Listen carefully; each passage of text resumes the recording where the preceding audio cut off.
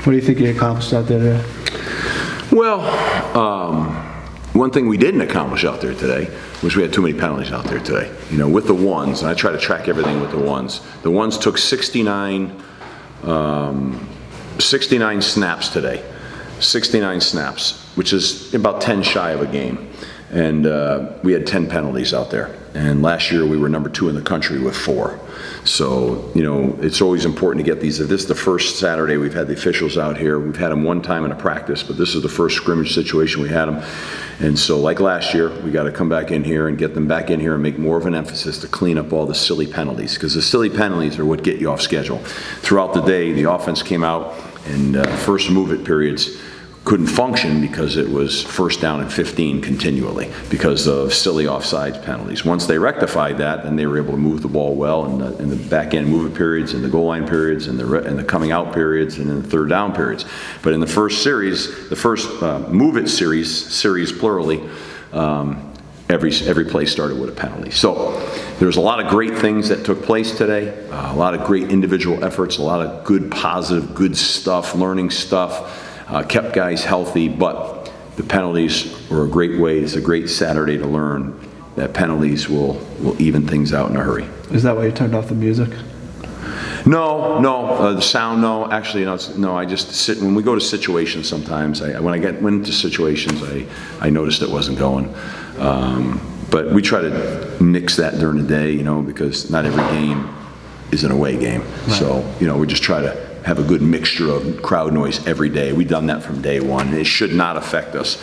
And quite frankly, some of the procedure penalties we had weren't so much jumping off sides as it was guys weren't getting up and getting set and getting their hand down, and then when motions or things were happening, it was creating that procedure. And that's operational, and that has a lot to do with making sure that we get the officials in here to get conditioned more. Those things sort of you don't focus on them in normal everyday practice, you know, and then they get picked up by the officials when they come in here, and that's why you do it, you know. It's critical. And so this was great today that this showed up so that you can address it and fix it like we did a year ago where we became number 2 in the country. There's no reason why that won't happen again. Coach, first off, whose choice was the Sinatra before during the warm-ups? Completely mine. Wasn't it nice? It was great. It just was a great, nice feel, you know, made you feel great. And, you know, and then I saw that in honor of Joe Tess was here today, so I figured that'd be a nice little, he's a Sinatra guy too. So. Second, you just mentioned with getting sets, but once the guys were set, seemed to have a lot of success, especially in the goal line sets there, running between the tackles. What did you notice out of the blocking there? Yeah, I mean, I thought we did a good job up front on the offense in the goal line period and in the red zone period and in the third down period. But again, you didn't see all those penalties. Right. You know, the penalties just put a bad taste in your mouth early, you know. And again, how do you function? How do you function at 1st and 15? It's really hard. You know, it's really hard. It's just, it's bad. That's bad ball. I know you stressed special teams. I know the kicking had success today, but also from a return standpoint and from a coverage standpoint, what did you? I can't tell right now about the coverage of it right there. I thought I did see it was nice. I thought Grant punted the ball. He's been punting the ball well, which is important to us this year, and he continued that today. I mean, he had some great punts, and I'm really pleased with with the way he's come on. I was concerned about that coming in, and he's, at least throughout practice, has shown me that he's really taken a big step forward. I think he and Colton have really upped their game, which is nice. You know, they're getting older, and that's important for us. It's a huge deal for us. So I thought you saw that today, which was good. There was a lot of good things out there, you know, just not the one that I talked about, you know. Has Grant been a guy you've always had your eye on to kind of replace Mike Noller, or is he kind of a guy that's really emerged recently? Well, no, I mean, you know how it is. You're restricted the amount of scholarships you have and stuff, right? So I mean, like, you know, you sometimes when it comes to the specialist, you make decisions, and you got to live with those decisions a little bit, you know, because we don't have a huge walk-on population here. So, I mean, we need Grant to do what he's doing, and thank God he's doing it, you know, because I don't know what the answer to that question would be if he wasn't, to be honest with you. I mean, you know, it's just, you know, but he's punting at a really high level right now, which is, I mean, it was substantial. Not just a little better, it's a lot better. Now, if he can hang on to that, pretty darn good. What have you seen out of Matt McDonald? And anyway, on the side, I don't want to cut you off. Jimmy Martin's snapping the ball really well too, which is helping them because the punters, it's, that drop and everything's critical. And Jimmy's snaps have been pinpoint, which are a big improvement from a year ago. I'm sorry, go ahead. What have you seen out of Matt McDonald? It seems like he's got a little bit of an unorthodox throwing motion, but he's able to get it out pretty quick. Matt is highly accurate, and everybody's got unique skills. Matt's unique skill is he can anticipate throws. He doesn't have to see them open, he anticipates them. And then he's very accurate.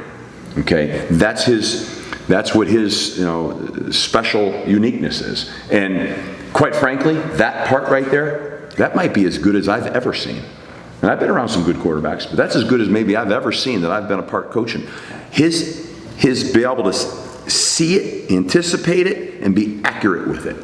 Okay, so I think that's outstanding. And EJ has got a tremendous arm, and he's got great athleticism, and he too is really starting to see the field, So those are two really young guys. They're taking all the snaps out here, And so, that's encouraging. But, but there's a learning curve for both of them. There's a learning curve for both of them. And so they're still in that learning curve. I think it probably, sometimes can stymie your efficiency a little bit right now, but that'll pay, I know that'll pay dividends for us somewhere down the road here. And Anthony's doing great. I mean, Anthony looks phenomenal in 7-ons and all the scout drills. And we're going to start to merge him back in here now, little by little next week. So he'll start to get more and more and more of this stuff to get him ready, for the opener. But in the meantime, we got two young guys that I think are developing really well, and this is all part of it for them. So this has kind of been a blessing for them. They need this. He's like two more guys. Ben Glines, obviously, I like the way he runs downhill on the goal line. What do you see out of him? The same thing. Ben has really good vision. And so, if you watch him run, he's very efficient. You know what I mean? I always, sometimes I stand behind and I tell the backs from the back, even with the crowd noise, there's too much zigzagging. You know what I mean? With Ben, it's very efficient usually. It's a subtle cut, pads down, vertical, and he runs through that contact a little bit. He's, of course, AJ is that way too, but, we're limiting AJ right now. But, Ben Glines has looked good. And Travis, yesterday and today, really started to do that too. Because early, I was concerned about the pad level, the zigzagging, but Ben Glines specifically, as you said, when you're down there, you can't have any wasted motion down there. Right. There's no margin for error in there. You gotta hit it. You gotta find that seam, and you gotta be efficient with it. And when you have a guy like AJ who you don't want to ride too much, right? Does that help? Yeah, same thing with the quarterbacks in a different kind of way. I mean, we're trying to really develop Travis and Ben. And then we have the young guy here too.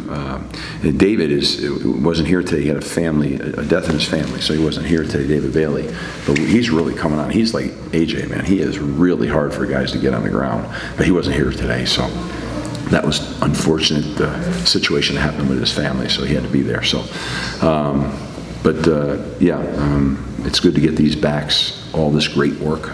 And John Fadul's doing a good job too, by the way. I mean, he really is. So those guys are working hard.